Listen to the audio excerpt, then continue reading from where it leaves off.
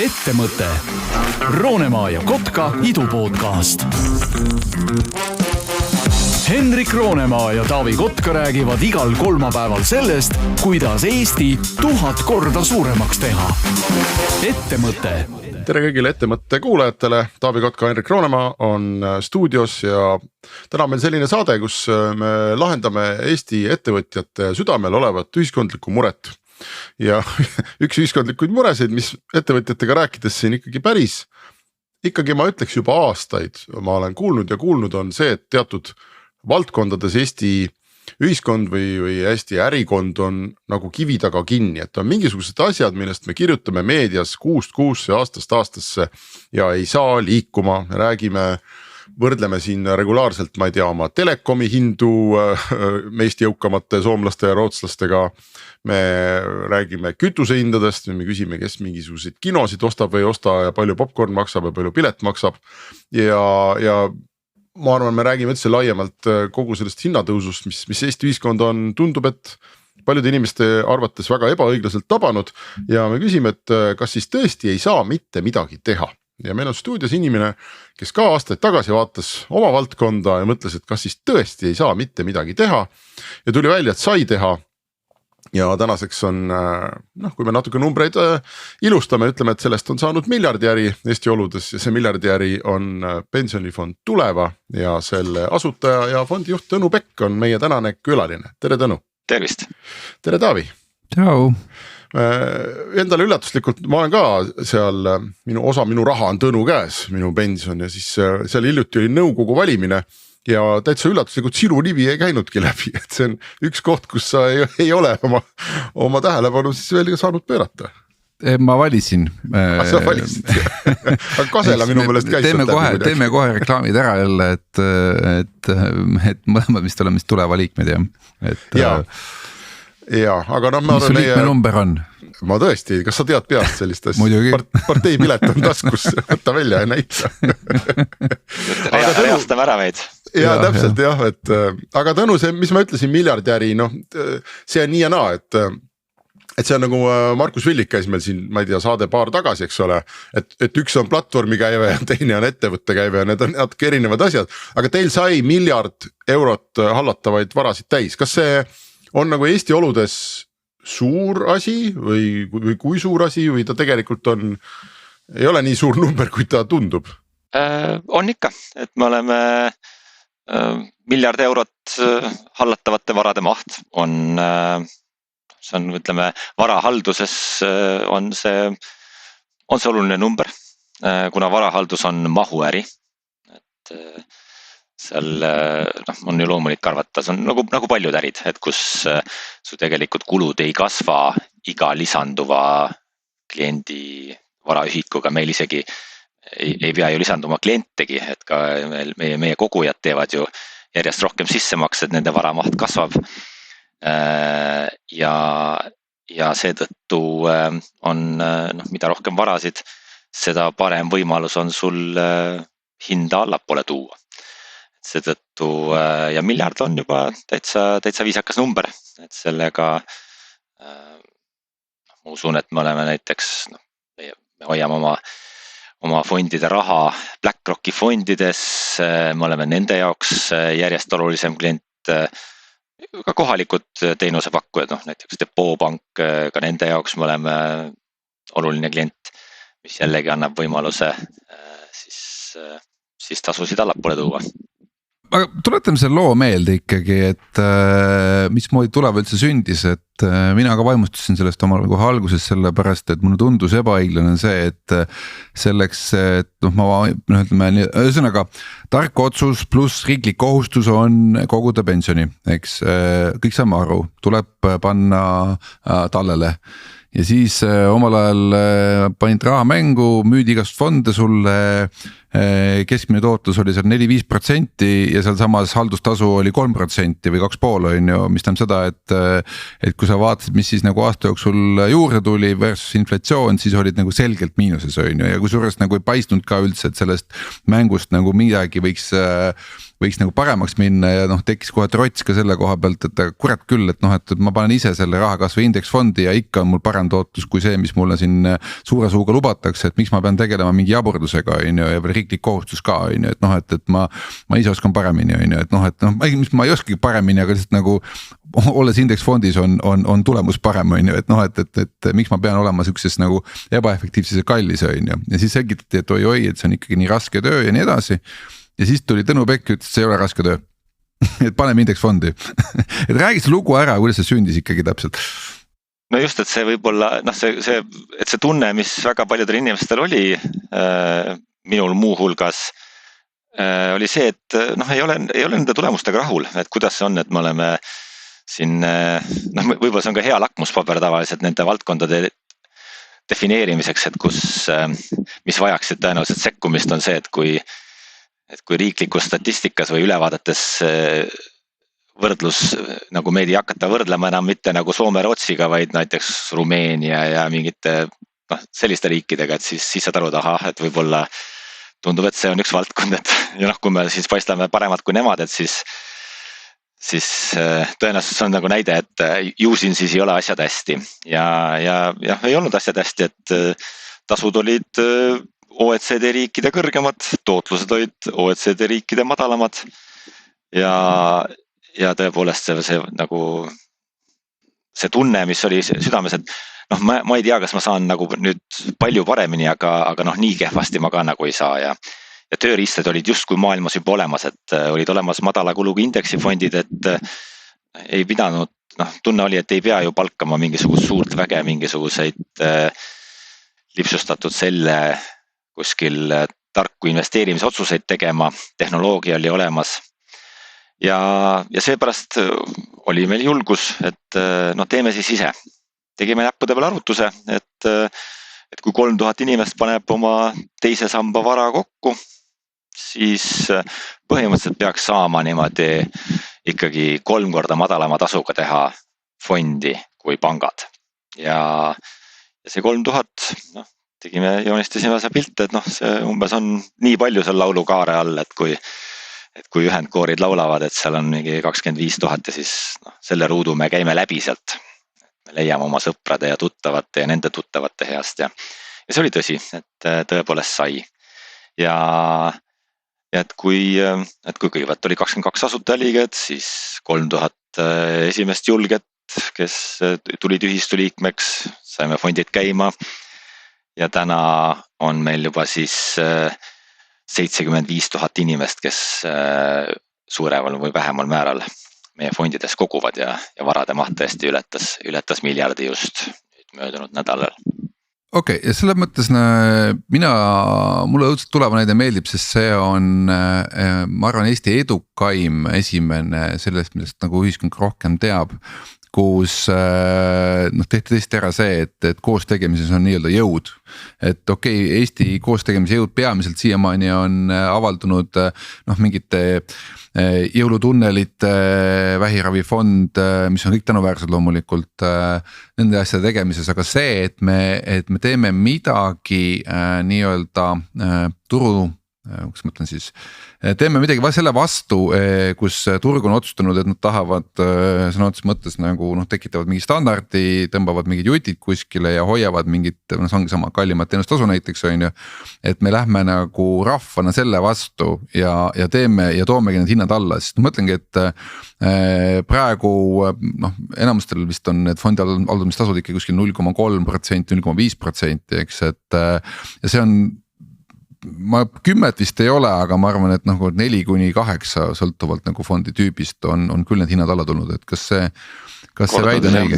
Jah, nüüd, eks ka statistika oli hägune päris tegelike tasude kohta enne kui meie turule tulime, aga siin hinnangud olid, et tasud olid nii 2-3% aastas, kui kõik tasud kokku lugeda. No nüüd seadus nõuab ka, et kõik tasud ikka loetaks kokku ja ilusasti avaldatakse. ja keskmine tasugi on langenud siin juba 1,1 peale ja tõepoolest, et kui sa natuke tahad valida, siis näiteks meil või ka pankade indeksifondides saadki koguda 0,32-ga. Ehk siis tõepoolest ligi 10 korda on tasud alla tulnud. Nii, aga räägime korra sellest varahalduse tööst ka, et hästi kiiresti kuulajale pildi ette, et sinu lubadus meile oli see, et ma ei aja seda asja keeruliseks, ma ei palka armeed töötajaid, mistõttu ma saan hoida ka halduskulud nagu madalad. Et põhiline ongi see, et me püüame nii-öelda hoida seda raha indeksfondides ja kuna indeksfondid ajalooliselt on näidanud sellist, ma ei tea, sõltuvad seal fondist 8-10% aastast tootlust on ju, et see peaks olema piisav selleks, et kindlustada nii-öelda oma pensionivarade kasv. Et räägi see lubadus läbi. Jah, lubadus põhineb andmetel ja see investeerimismaailm on igasuguse paksult on andmeid täis, aga seda müra on hästi palju, igal ühel on kõige parema tootlusega fond. Aga seadus kohustab, ütleb, et tegelikult möödaniku tootlus ei anna midagi, nagu ei garanteeri, et tulevikus saab samasugune olema. Ja tegelikult isegi rohkem veel, et päris statistika ütleb, et möödaniku tootlus ei ütle midagi tuleviku tootluse kohta. Küll aga ütlevad andmed seda, et on väga tõsine seos fondi tasude ja tema tootluse vahel. Ja see ei ole selle veini näide, et kus kallim vein kipub olema parem, vaid see on täpselt vastupidine näide, et mida kallim fond, seda kehvem on tema tootlus tulevikus. Ja mida madalamad tasud, seda suurem tõenäosus, et tema tootlus tulevikus on parem. Ja see ongi põhimõte, mis on väga suur revolutsioon olnud maailmas, varahaldusmaailmas viimased paarkümmend aastat. Et madala tasuga fondid lihtsalt võtavad turgu, sest et see on uus tehnoloogia, mis võimaldab siis investeerimitelt paremat tulu saada, nagu garanteeritult paremat tulu, et see on väga suure tõenäosusega on see, et andmed kinnitavad, et sa saad parema tootluse, kui sa lihtsalt tasudeks ära ei maksa. See tundub ju elementaarne tööd ka, et loomulikult, kui sa kellegi teisel ära ei maksa, et siis jääb rohkem sulle.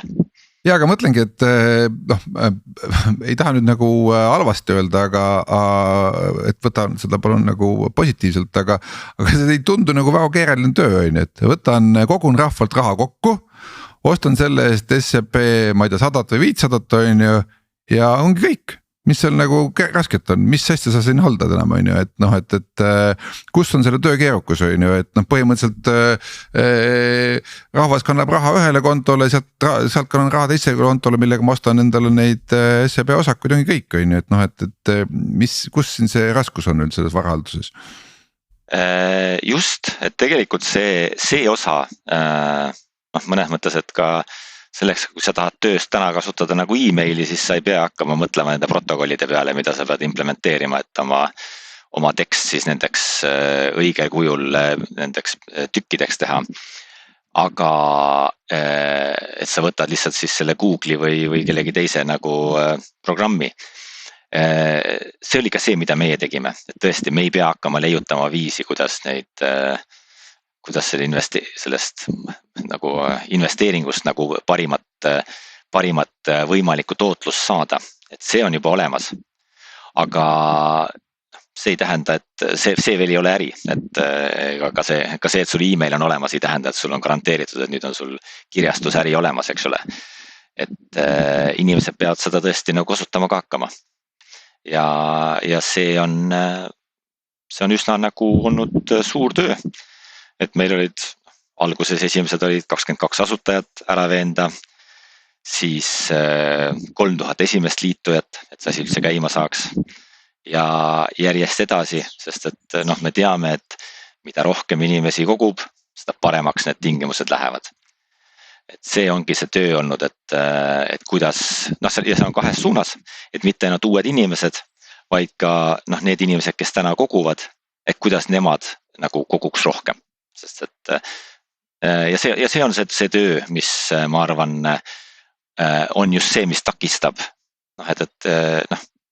See ei ole tõesti keeruline, et leida nüüd see indeksifond, et kuhu see kuhu raha suunata ja see tehniline pool ära teha, et kuidas ma ei tea, fondi dokumendid valmis teha ja et see on, neid on tehtud kümnete kaupa siin Eestis ja see ei ole keeruline. Aga räägimegi sellest community poolest, on ju, et sinul täna seda teadlikkust, et miks koguda, kuidas koguda, sa hästi palju siin kasutad seda sama oma kliendibaasi ennast.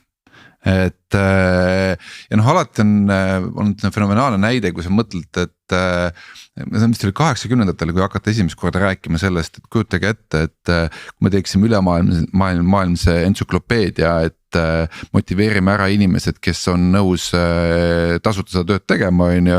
Ja siis kõik ümberringi vaatasid, mis te lollakad olete, et seda pole võimalik, et inimesed ei tee midagi tasuta, on ju. Ja siis õigel ajal, kui tehnoloogia olemas, sündis Wikipedia näiteks, on ju, et sul on nagu selles tulevas seda fenomeni sarnaselt, et on olemas tegelikult väga palju inimesi, kes on nõus hea missiooni nimel kaasa lööma ja oma enda vaba aega ja energiat sisse panema. Ja ma arvan, et see põhimõte on ikka sama, et tegelikult on üsna palju inimesi, kes tegemist on olulise valdkonnaga, et me teame ju, et finantstervis on sama oluline, isegi ei lahutaks seda nagu sinu üldisest nagu tervisekäitumisest.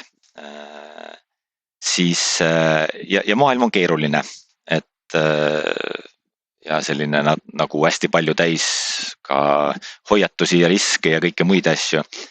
Ja tegelikult on üsna palju inimesi, kes tegelikult arvavad, et ma võiksin ju sellest nagu aru saada, et kui ma õnnestuks natuke sellest mürast nagu läbi näha ja kui neil on õnnestunud nagu läbi saada sellest mürast, siis see retsept, mis annab sulle hea kindluse, et ma liigun päris mõnusalt sellise finantskindla nagu tuleviku suunas, siis see enesekindlus on ja niisugune rahulolu on, ma arvan, väga nagu tervendav tunne ja kui nad on selle saavutanud, siis nad hea meelega jagavad oma sõprade või kolleegidega seda, sest et ma arvan, see on niisugune hea tunne, et kus sa näed, et näe, mina sain siit läbi hammustatud, eks ole, ja see ei olnud tegelikult üldse nagu keeruline. Ja annan sulle ka nagu hea vihje, et see on nagu ma arvan, mis nagu aitab kaasa meie kasvule. Okei, aga mõtlengi, et minevikus oli selleks ka LHV foorumid, kes õpetasid meie investoreid välja ja nii edasi, on ju, et kui sa võrdled praegu üldse eestlaste finantsteadlikkust mõne teise riigiga, ma ei tea, toomegi hea näite, võtame Šveitsiga. Šveitsis on üldse maailmas kõige rohkem miljonäre ja üks näide, miks seal on väga hea finantskäitumine, on see, et tõesti inimesed teevad, see lähtepunkt on juba selline, et nad kõigepealt oma palgast kõigepealt säästavad ja siis vaatavad, et mis üle jääb, et selle raha nad siis kulutavad, et kuskil 10-20% oma sissetulekust nad iga kuu panevad hoiule ära või investeeringutesse ära ja siis hakkavad vaatama, et mismoodi ülejäänud rahaga peale hakata. Ja üks hea näide on see, et nemad on rahvas, kes hea meelega rohkem rendib endale kinnisvara, mitte ei osta endale kinnisvara. Et selle asemel, et panna nagu, kõik teame, et kui me ostame endale maja, siis see tegelikult ei ole investeering, kui see on sul kodu ja sa kavatsed selle lõpuni elada, on ju, et okei, see on investeering iseendasse, aga et ei tooda sulle tagasi, et Šveitsis see nagu see mentaliteet ja see nagu rahvuslik mentaliteet on hoopis teistsugune kui näiteks see, mis meil siin on, eks, et kui sa peaksid eestlaste tänast finantsteadlikkust kuidagi panema mingile skaalale, mis numbri sa meile annaksid, ütleme näiteks 10 palli süsteemis, et kui teadlikud me oleme rahvana?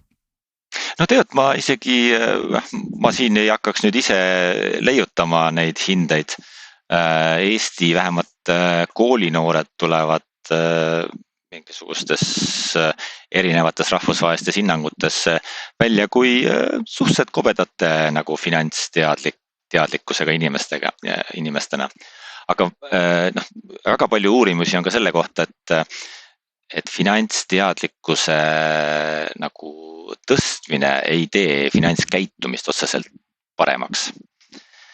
Et kipub küll olema, et need, kellel hästi lähevad, nad on finantsteadlikumad ka. Aga see, et kui sa nüüd tõstad finantsteadlikkust, et siis see ei tee inimest, nagu see ei muuda käitumist. ja mina usun siiralt, et käitumist muudab see, kui just eriti sellise pikaajalise, nagu ka tervisekäitumist, kui sul on selline keskkond, mis nagu toetab sellist enesekindlat ja sellist hea retsepti järgimist. Näiteks, et šveitslastel tõenäoliselt on see keskkond, kus on juba lapsest saadi pähe löödud, et muidugi 20% läheb kõigepealt kõrvale, eks ole. See on norm, lihtsalt see, that's how it works. Ja meil praegu ei ole, siin sunnitakse, et aga võtta nüüd see Excel ette, hakkame nüüd arvutama, et kas see majalaenu tagasimaksmine on nagu soodsam kui säästmine sinna või ja siis sa võtadki selle Excel ette ja siis tegelikult väsid ära ja mõtled, et ma teen selle puhkuse ajal siis ja nagu versus see, et sul on rusikareeglid. Okei, aga mõtlengi, et rusikareeglina sina praegu, kui ma rääkisin seda Šveitsi näidet, kas sa noogutasid kaasa või sa vangutasid pead, et kas see mõttevis, mis šveitslastel on, et ma alati igast sissetulekust 10-20% panen kohe kõrvale, siis ma vaatan, et mis mul üle jääb, ja see, et ma ei osta maja, vaid ma rendin, et kas see on tegelikult rusikareegel? Siin on ju kaks, eks ole, üks on see, et ma panen sissetulekust nii palju kõrvale, siis ma arvan, et see oleks hea, kus oleks rusikareegel, sellepärast, et me elame praegu sellises maailmas, kus selleks, et tagada endale tulevikuks piisav kapital, et ühel päeval omada vaba valikut, et kas ma nagu veel töötan või kas ma töötan surmani või naudin mingisugust vaba aega, kus riik ja minu enda kapital mind toidavad. Et siis see nõuab seda, et sa paned umbes sellise, Eestiski on tehtud see Arenguseire Keskuse hinnang oli, et meie süsteemi juures umbes 15% sissetulekust peaks kõrvale panema, siis on suht hea šanss, et juba 65-selt on sul need valikud on lahti, et kas sa nagu töötad edasi või mitte. Me oleme seal finantsvaldkonnast rääkinud, ma tahaks kasutada võimalust tulla saate alguse juurde tagasi ja küsida, et lugupeetud saatejuhid ja külalised, need teised valdkonnad, mida ma mainisin, eks, et me rääkisime nüüd Tõnu ja Tuleva näitel, kuidas näed, maailmas oli uus tehnoloogia, saigi teha odavalt, jumala abiga see äri on ka selline, et sa ei pea 10 miljardit, eks ole, kapitalikuludesse taguma, midagi ehitama hakkama ja see kõik ei võta 15 aastat aega, et mingid lubasid taotleda ja nii edasi. Et näed, oli tehtav küll, et mingis mõttes mõtteviisi küsimus, tuleme kokku, vaatame, näete, et siin on turg on tsementeerunud, teeme ise. Aga kas teistes valdkondades on võimalik Eestis neid asju liikuma saada, kas on võimalik siis öelda, et näed, et me vaatame ükskõik mis valdkonda siin, paks kapitalist laiutab ees, eks ole, muudku kruvib hindu ja räägib kurvalt nii meedias kui regulaatorile kuskil, et ei saa, teistmoodi üldse ei saa ja meie siis peame noogutama. Kas me oleme neetud sellesse maailma ja me peamegi ootama, et tulebki uus tehnoloogia, tuleb, ma ei tea, näiteks Elon Muski satelliidi internet ja siis saame asja liikuma, et siis tekib konkurents või mille tagasi asi on? Ma ei tea isegi, kes vastab, Taavi või Tõnu. Ma võin teha ühe proovi, et tead, ma arvan meie käivitamisel ka, et oli kindlasti ajastusel oli ta kuidagi sobis. Ma isegi ei oska nagu täpselt näppu peale panna, et mis see täpselt see hea asi oli, mis meie nagu kasvule kaasa aitas. Aga kindlasti see sama ülemaailmne trend, et uus tehnoloogia ehk siis indeksi investeerimine, ta on juba eksisteerinud juba aastakümneid, aga tõeliselt nüüd 2010-ndatest on ta saanud täiesti nagu uue hoo sisse.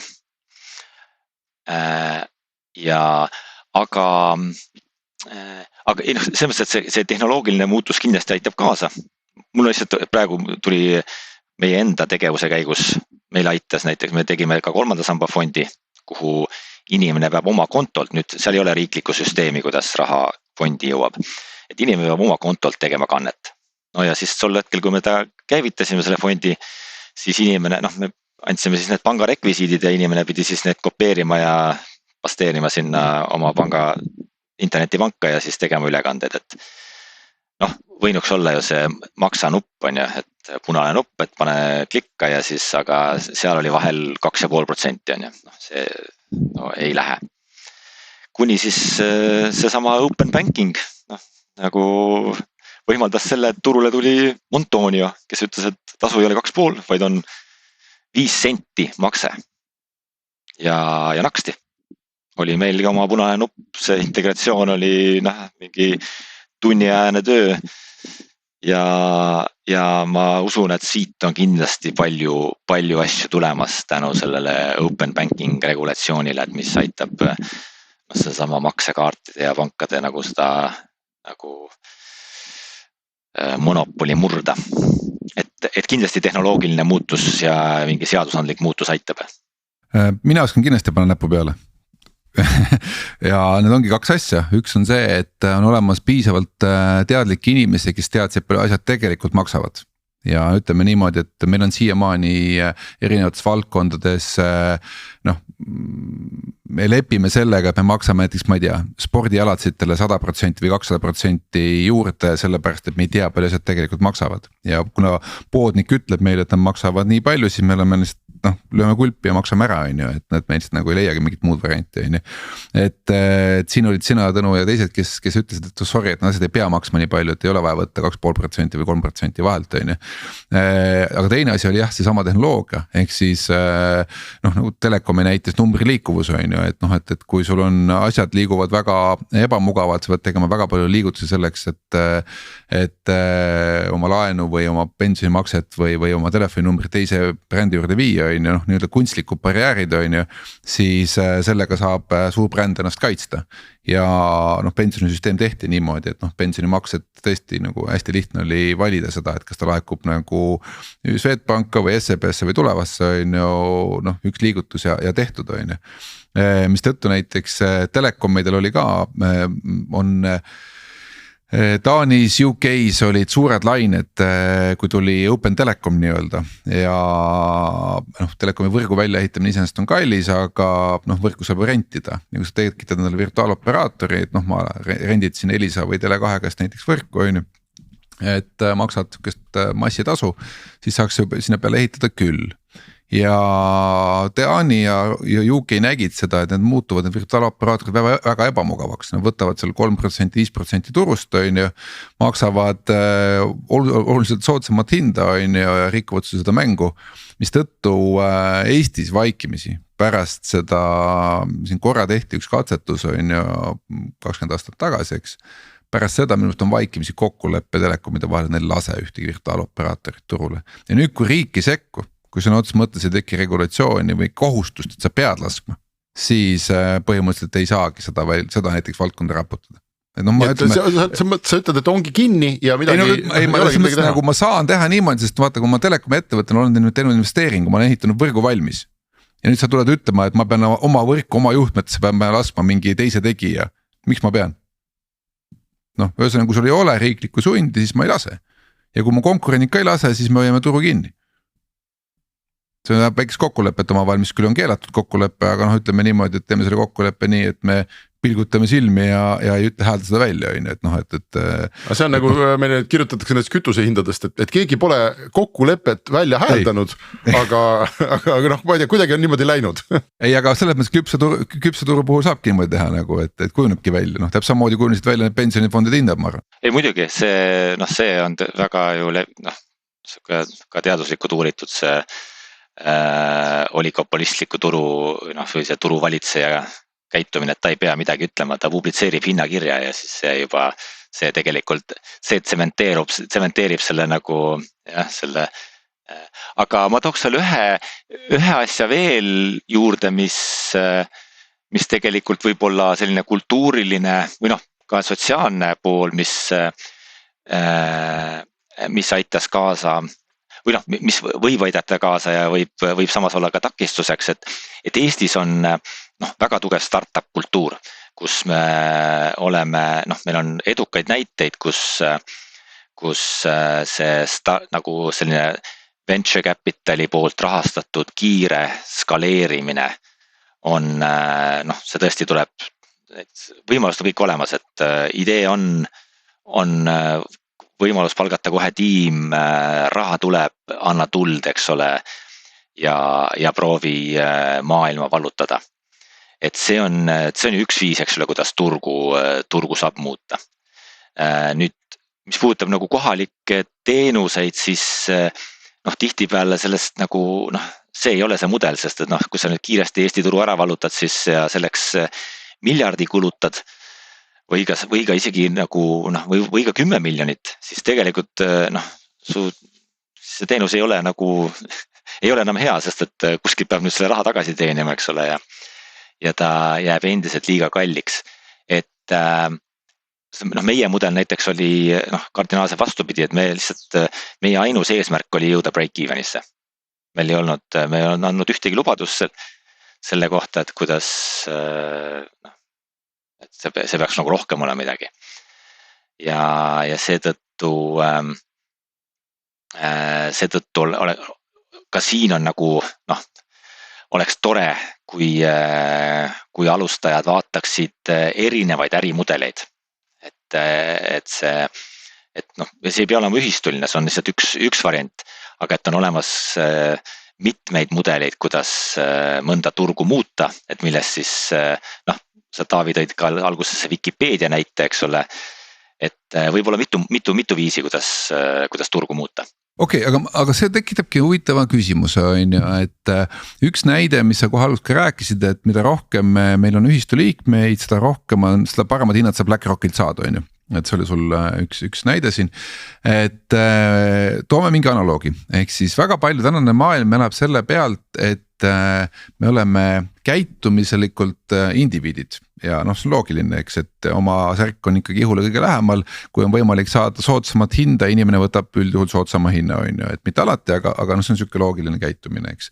Et kui mul üks pank pakub natuke paremat protsenti kui teine pank, et siis ma lähen tõstan oma laenu ümber näiteks, Samas tehnoloogia on teinud kõik brändid võrdseks.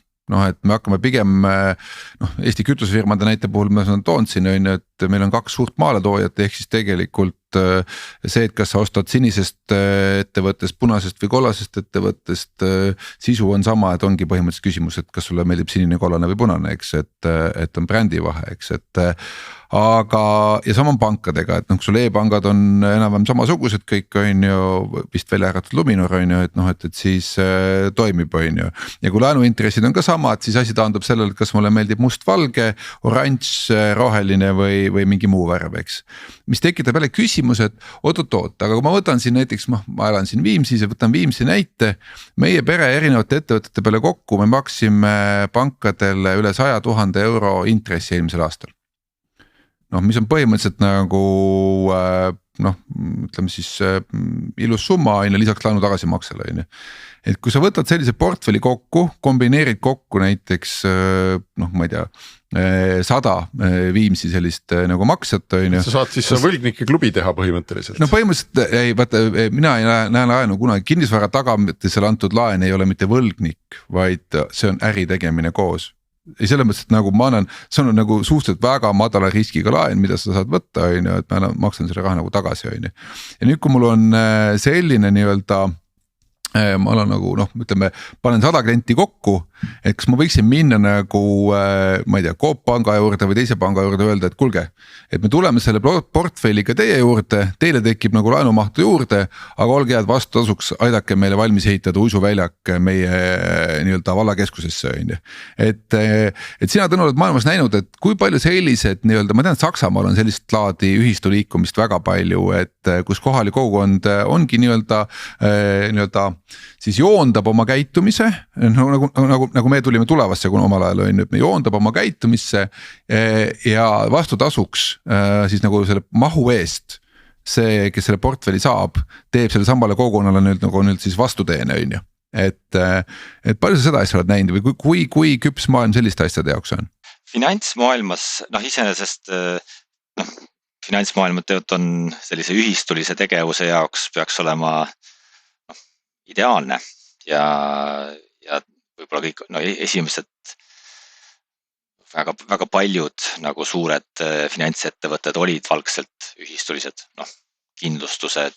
Esimesed pangad olid ka. Soomes OP Grupp, eks ole, siiamaani Saksamaa kõik nagu Sparkassed ja Raiffeisenid ja ka Inglismaal building societies. See oli see kõige tüüpilisem viis, et kuidas siis nagu rahastada seda oma kodu ostmist oli see, et noored säästavad ja siis kui sa saad nagu 30, et muidugi säästa sinna kogu aeg selle deposiiti, sellest laenatakse juba nagu vanematele natukene, kes on saanud sellesse aega, kus nad võiksid nüüd endale nagu kodu osta, eks ole. Et see on selline nagu see mõte, et osa ju kogu aeg säästab, eks ole, ja osa siis laenab. Selle üks häda on selle ühistulise sellise finantsmudeli juures on see, et ta on super hea, kui ta on juba 50 aastat töötanud, sest et siis on seal piisavalt mahtu ja kogemust ja usaldust ja seda on väga raske nullist teha. Et meil vedas just selles valdkonnas, et ma ei ole kindel, kas kodulaenu valdkonnas selline asi õnnestuks teha. Tõenäoliselt, võimalik, et õnnestuks, aga see ei ole nii lihtne. Sellised, see, et nagu kogukond ehitab midagi niimoodi, nagu siukse buyers clubina, et ma võtame oma tegevused kokku. See on ilus mõte. Ma ei ole päris kindel, kas me nagu inimesed on valmis, et sellist väga personaalset asja nagu, mis on nagu minu kodulaen nüüd naabritega kokku panema. Võimalik, et on. Seal on nagu seal on mitu häda on ees. Aga kindlasti, selles mõttes ma olen sinuga nõus, et neid mudeleid on mitmeid. Ja aga mõtlengi, et miks ma arvan, et see on tulemas, ongi see, et mul on täna erinevate pankade pakkumised laua peal. Ma põhimõtteliselt olen otsustanud ära, et ma tahan liikuda sellepärast, et ma ei jaga enam oma põhibrändiga väärtusi, on ju. Ja mul on erinevad laenupakkumised laua peal, mille puhul nagu rahaliselt ma ei võida. Ehk siis küsimus on nagu väärtustes, et põhimõtteliselt pakutakse samade protsentidega lihtsalt teises pangas. Ja ma saan täiesti aru, ehk siis nagu indiviidina ei olegi mulle mõtet nagu midagi väga palju paremaks pakkuda, on ju. Aga see sama mahuefekt, mis tekkis sul sellest, et sa kombineerisid oma vahel 3000 inimest ja 75 000 inimest ja nii edasi, on ju. See mahuefekt mängib ka siin äris. Ehk siis, et kui sul on nagu ikkagi, ma ei tea, 100 väga hea finantskäitumisega klienti, siis seda portfelli koos saavutada on lihtsam ja odavam, kui seda ükshaaval müüa ukselt uksele sõna otseses mõttes, on ju, et samamoodi, ma räägin mingi telekomi pakkumist, mis iganes, on ju, et seetõttu nagu mulle tundub, et see on üks valdkond, mis on nagu avastamata tegelikult veel ja tehnoloogia iseenesest võimaldaks seda eriti nüüd, kui tulebki see ka, et laenu ümbertõstmine peab muutuma seaduse järgi lihtsamaks, on ju, mis tuleb open bankingu ja kõiki muude teemadega kaasa, on ju, et selle koha pealt ma olen nagu lootustavalt optimistlik, et siin tekivad ikkagi uued mudelid, sellepärast, et mul on vaja mingit kikki veel, miks ma viitsiksin tõsta oma laenu ümber. Et kui sul on intress sama, siis lihtsalt ümber tõsta sellepärast, et mulle nagu bränd ei meeldi, on ju, seda kikki on liiga vähe. Aga kui seal on mingi suurem idee taga, siis võib see olla võimalik. Siin on üks veel, mis mõte mul on sellega tekkinud, et oma kogemusest tuleva ehitamine, me oleme küll selline sotsiaalne ettevõte, aga ega selle ehitamine, ega ei erinenud millegi poolest startupi tegemisest. Täpselt samasugune. Aga nii nagu, ma ei tea, Keenias kõik vähegi lubavad noored, nendest saavad pikama jooksjad, et mitte jalgpallurid, eks ole, ja Brasiilias on kõik talendid lähevad jalgpalli mängima ja teistel aladel neid eriti ei jätku, eks ole.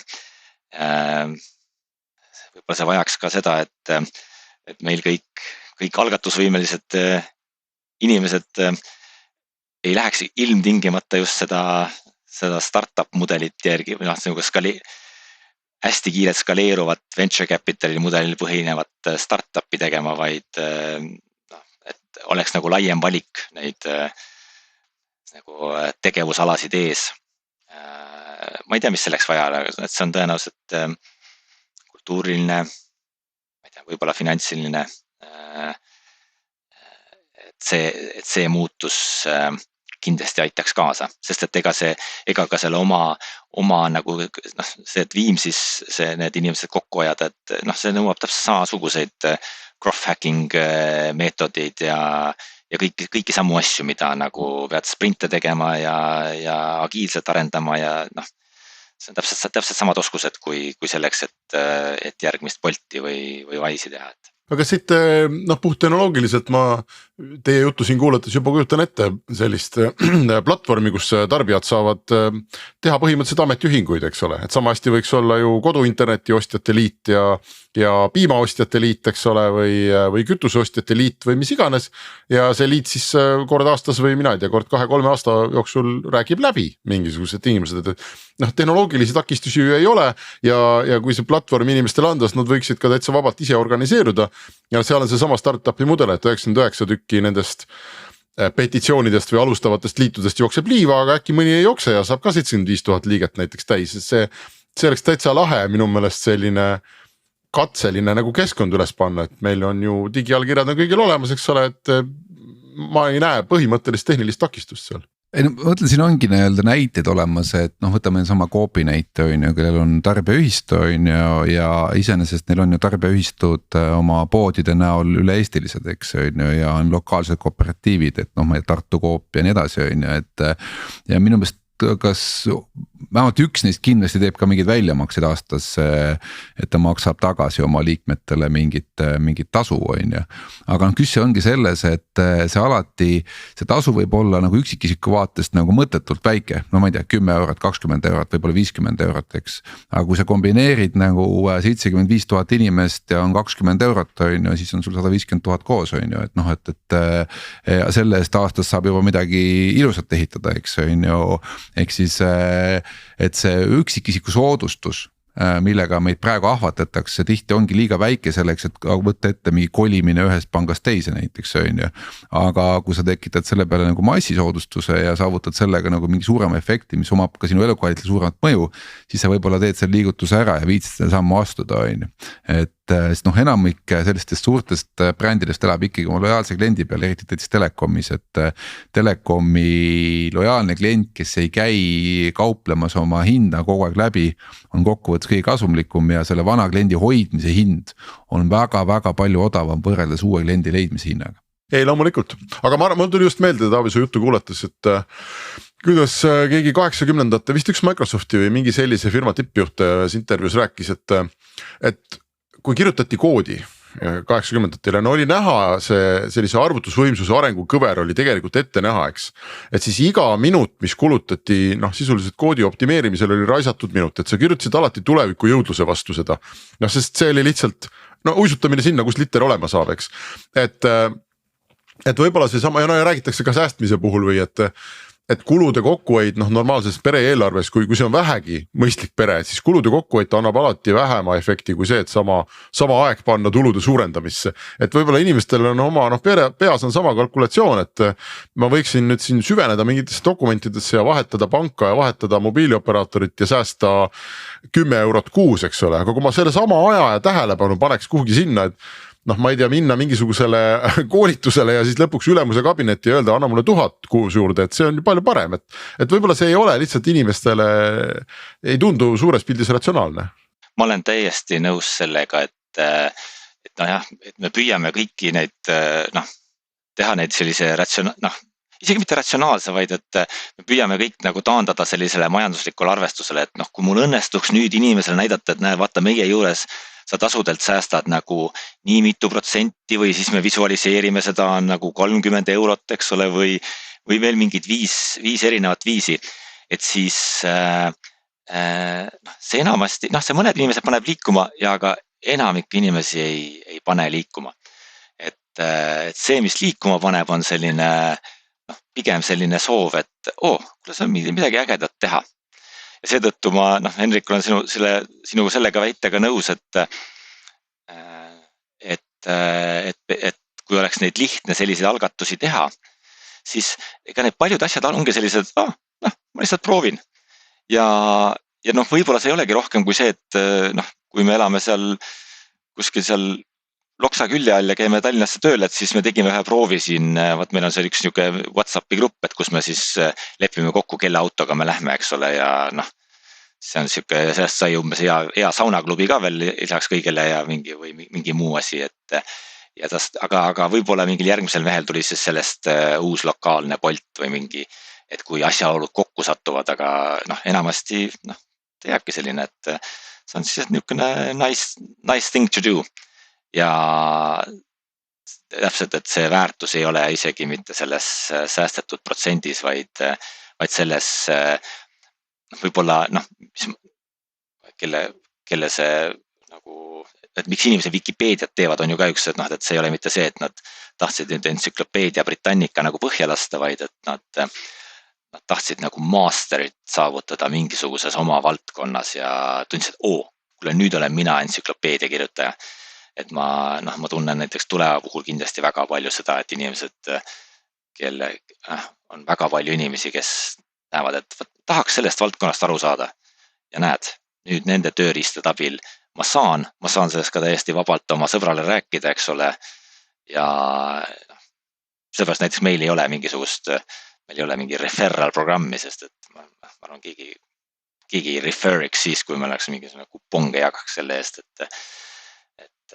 et see põhjus, miks inimesed jagavad, on sellepärast, et nemad on saanud siit masteri või nagu saanud nagu kindluse, et ma teen, see on päris hea nagu trikk, et kuidas ma oma finantstulevikku korda saan ja siis ma jagan seda, et pluss see, et kui sa ikkagi saad rohkem kliente, siis me kokkuvõttes saame väiksemad teenustasud, mis tähendab seda, et me võidame rohkem läbi selle, mis on see protsent meie investeeritud varast, on ju, et kokkuvõttes on tõenäoliselt suurem kui see 20 eurot või 50 eurot kupong, mis sa muidu annaksid. No just, et see motivatsioon, on ka, ja see on ka siuke selge ja aus motivatsioon, et keegi siis sõber ei pea uurima, et aga miks sa seda ikka nüüd soovitad mulle, et mis sul seal taga on, et nii on. Selge, kuulge, meie saateaeg on läbi, oleme rääkinud pikalt ja saanud huvitavat infot, kas sellest nüüd midagi juhtub?